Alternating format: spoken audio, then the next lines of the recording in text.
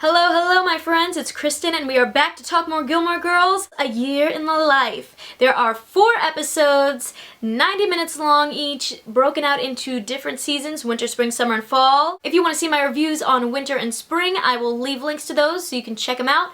But without further ado, let's get into some summer. The 3rd episode is summer. We are at the Stars Hollow Municipal Pool. Everyone's hanging out. People are greeting Rory and welcoming her back to town. She says she's not back, but we know she's back. With nothing to do for the summer, she ends up becoming the new editor for the Stars Hollow Gazette. We get a nice little family reunion with Lorelai, Luke, Rory, and April. Yep, that's right, Vanessa Morano has returned as April. She is studying at MIT. She's going for the summer to travel around to help support weed legalization, and she also has a mini panic attack in Rory's room, realizing that they haven't figured out their own lives yet. Michelle and Lorelai have a big scene together at the secret bar in town. That's just another example of how the town is so fun and so quirky and different. You know, they have this little secret bar. It was fun to see how they had to hide everything when Taylor walked through town because they don't want him to see. It was kind of like a speakeasy vibe, but in like a big alleyway. I loved that whole vibe. You had a hip alien playing, but you know, it was a big scene with Michelle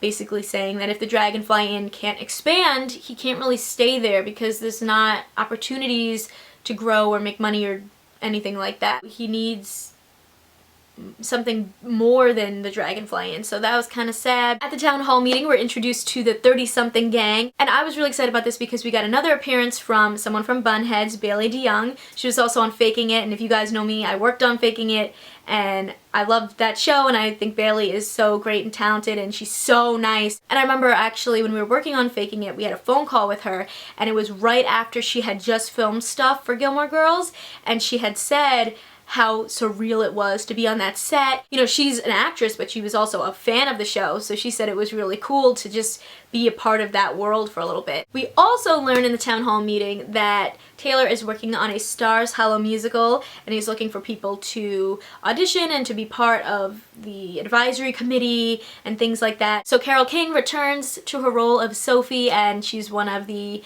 members of the advisory committee. Lorelai is also on it, and a bunch of other members of the town are part of it. This is where we get to see Carrie Butler, who is playing Lorelai's therapist, make a return.